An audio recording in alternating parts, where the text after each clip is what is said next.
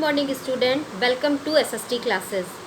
Last video lecture में मैंने the making of global world में आप लोगों को इंडेंजर्ड लेबर्स की डिफ़िकल्टीज़ और उनकी सर्वाइविंग के बारे में एक्सप्लेन किया था। आज के वीडियो लेक्चर में मैं आपको इंडियन ट्रेड, कॉलोनिज्म और उसका इम्पैक्ट क्या पड़ा ग्लोबल सिस्टम पर, उसे फर्स्ट वर्ल्ड वॉर और पोस्ट वॉर रिकवरी, इन टॉपिक्स पे आपको एक्सप्लेन करने वाली हूँ। तो फर्स्ट ऑफ ऑल हम इंडियन ट्रेड के बारे में पढ़ेंगे। तो उसका ट्रेडिशनल सिस्टम क्या था। इंडियन ट्रेड का ट्रेडिशनल सिस्टम जो था, India was exports there fine cotton products in Britain.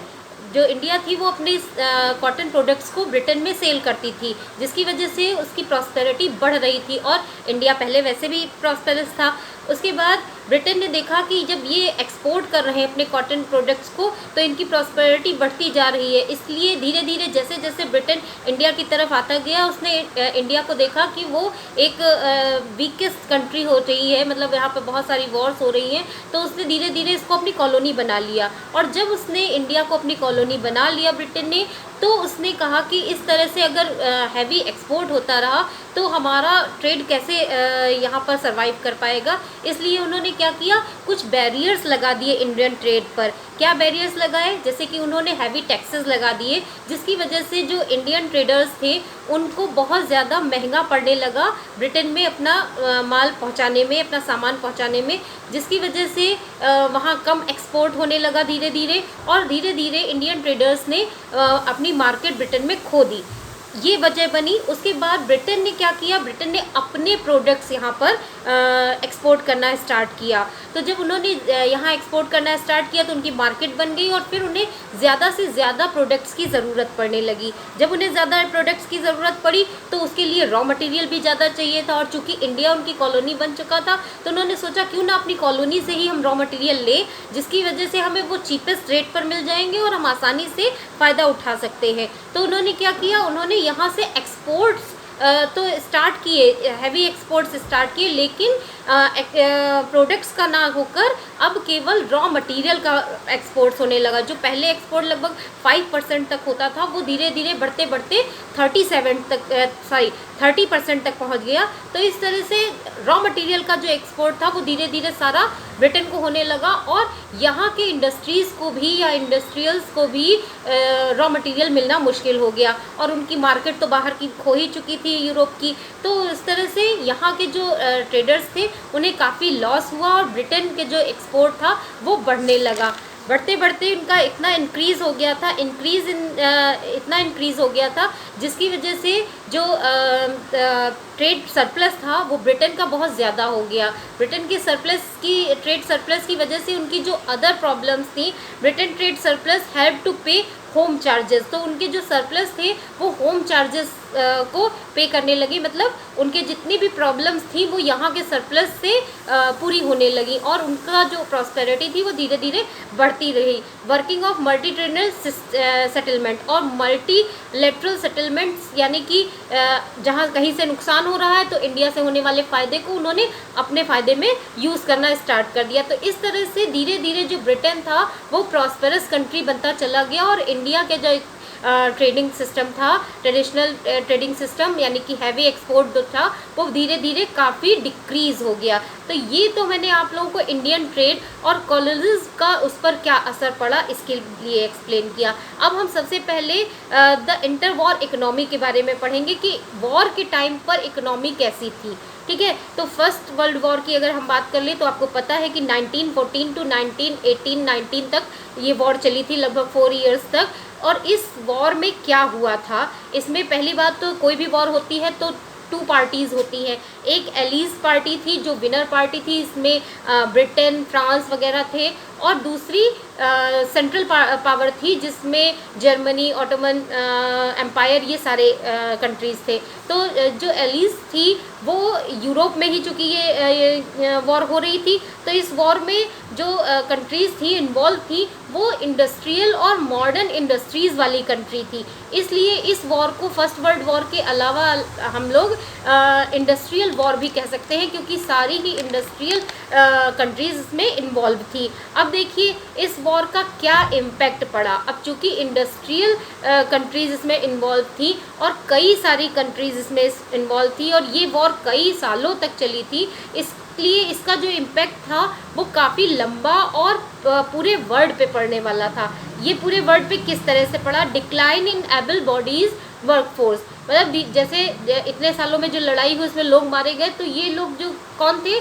वो लोग थे जो काम करने वाले लोग थे, उन्हें काम छुड़वा के उन्हें फोर्स में भेज दिया गया, लड़ने के लिए भेज दिया गया। House hold income decline. House hold income कैसे डिक्लाइन हुई? कि जब घर में कमाने वाला ही व्यक्ति चला गया लड़ाई पे, तो हाउस होल्ड इनकम वैसे भी डिक्लाइन हो जाएगी। Industrial products decline. Industrial products जो थे वो डिक्लाइन इसलिए होने लगे क्योंकि जब काम करने वाले ही नहीं थे और सारा ध्यान जब गवर्नमेंट का वॉर पे था, तो सारा पैसा भी वही खर्च हो रहा था, इंडस्ट्रीज़ को किसी तरह का मुनाफा नहीं हो पा रहा था और लोगों की भी कमी आती जा रही थी, जिसकी वजह से women took over the various jobs. तो वुमेन्स ने बहुत सारी जॉब्स करना स्टार्ट की। उन्होंने सोचा कि हमारी स्थितियाँ सुधर जाएंगी, पर ऐसा नहीं हुआ। Emergence of new economic power के रूप में क्या उभर के आया? यूएसए। यूएसए क्या? अमेरिका। जो अमेरिका के, हम होल अमेरिका की बात कर रहे हैं यहाँ पे, साउथ अमेरिका, नॉर्थ अमेरिका और सेंट्रल अमेरिका, तीनों को मिलाकर हम यूएसए की बात कर रहे हैं। क्योंकि जो अमेरिका था वो थोड़ा सा अलग पड़ता था और वो इस वॉर में किसी भी तरह से जुड़ा हुआ नहीं था, किसी भी तरह से उसने इसमें पार्टिसिपेट नहीं किया। तो इसका फ़ायदा अमेरिका को ज़्यादा होने लगा। क्यों? क्योंकि पहले भी आप लोगों ने पढ़ा है कि यूरोपियन जो लेबर्स थे वो माइग्रेट कर रहे थे अमेरिका, और इस बार भी यही हुआ कि जो यूरोप में वॉर हो रही थी उसका फ़ायदा उठाया अमेरिका ने, कि उन्होंने अपनी मैन्युफैक्चरिंग बढ़ा दी। उन्होंने जो भी इक्विपमेंट्स, वेपन्स या जो भी क्लॉथ्स वगैरह वॉर में यूज़ हो रहे थे, या ग्रेन्स का बहुत ज़्यादा प्रोडक्शन स्टार्ट कर दिया, क्योंकि लोग लड़ाई कर रहे थे तो वो खेती तो कर नहीं पा रहे थे कि बहुत ज़्यादा ग्रेन्स उग पाते, तो उसका भी एक्सपोर्ट वहाँ से होने लगा। उसके अलावा वेपन्स का भी एक्सपोर्ट होने लगा, और जो काफ़ी जो पैसे की ज़रूरत पड़ी यूरोपियन कंट्रीज़ को, वो भी उन्होंने यूएसए से ही लोन लिया। तो इस तरह से एक न्यू इकोनॉमिक पावर सामने आई यूएसए इस वर्ल्ड वॉर के टाइम पर, फर्स्ट वर्ल्ड वॉर के टाइम पर। अब देखिए कि वॉर तो जब ख़त्म हो गई, उसके बाद क्या हुआ, उसके बाद की रिकवरी कैसे हुई। रिकवरी में क्या हुआ कि सबसे पहले तो ये देखिए कि यूरोप ने क्या किया था, destruction of economy mainly in Europe, मतलब यूरोप की जो इकोनॉमी थी वो पूरी तरह से ठप हो चुकी थी, क्योंकि उनके पास ना तो पैसा रह गया था, ना उनके पास इंडस्ट्रीज़ रह गई थी, ना उनके पास ज़्यादा लोग ही रह गए थे, क्योंकि काफ़ी लोग इसमें मारे गए थे। नेक्स्ट क्या हुआ कि ब्रिटेन की जो पोजीशन थी वो पूरी तरह से डिक्लाइन कर गई, ख़त्म हो गई, इंडस्ट्रीज़ डिसइंटीग्रेटेड हुई। उसके अलावा दूसरा ये हुआ कि जो जहाँ पे उन्होंने अपनी कॉलोनी बना रखी थी, जैसे इंडिया और जापान, वहाँ की इंडस्ट्रीज़ जो थी वो ग्रीव करने लगी। क्यों? क्योंकि यहाँ के लोगों ने सोचा कि अरे यूरोप तो अपने वॉर में इन्वॉल्व है, उसका ध्यान हम पर है नहीं, तो चलो अपनी हम इंडस्ट्रीज़ को ग्रो करने लगे। और चूँकि वहाँ की इंडस्ट्रीज़ फ्लॉप हो रही थी, डिक्लाइन हो रही थी, उसका भी फ़ायदा इन लोगों को मिला। तो इस तरह से इंडिया और जापान ने अपनी इंडस्ट्रीज़ को ग्रीव कर लिया, बढ़ा लिया।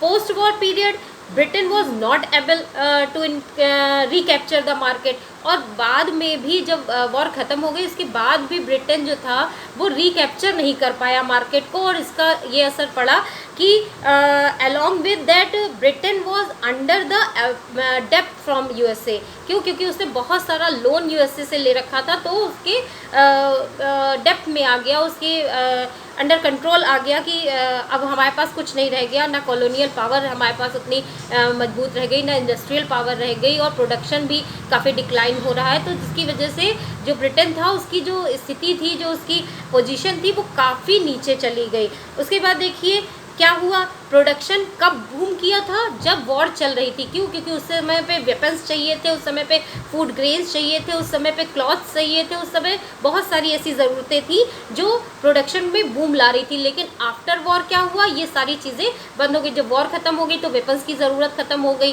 फिर तो और लोग भी काफ़ी मारे गए, जिसकी वजह से जो इंडस्ट्रीज़ थी वो ठप हो चुकी थी। तो अनएम्प्लॉयमेंट हो गया, मतलब जो लोग वॉर में मर गए तो वो मर ही गए, और जो लोग वापस आए उन्होंने सोचा कि हम इंडस्ट्रीज़ में वर्क करेंगे, तो वो लोग भी वर्क नहीं कर पाए। क्यों? क्योंकि इंडस्ट्रीज़ ठप हो चुकी थी।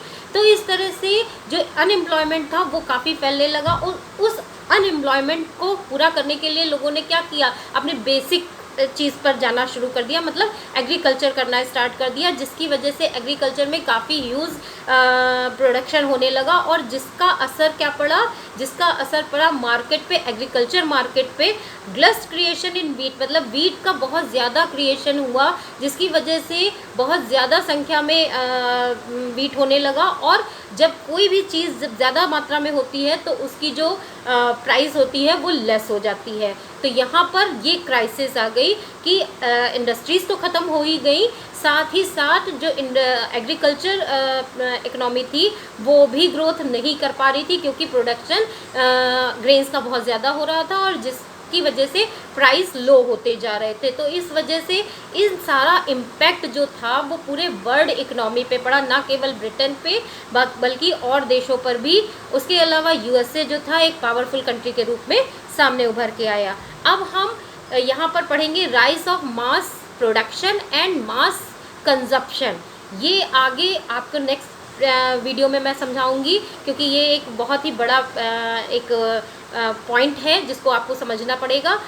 इसलिए यहीं पर मैं अपना वीडियो ख़त्म कर रही हूँ। आई थिंक आपको मेरा एक्सप्लेनेशन समझ में आ गया होगा इतना, और अगर आपको समझ में आ गया हो तो प्लीज़ लाइक ज़रूर करें, सब्सक्राइब ज़रूर करें, और कमेंट में ज़रूर मुझे बताएं कि आपको कैसा लगा video. Thank you so much.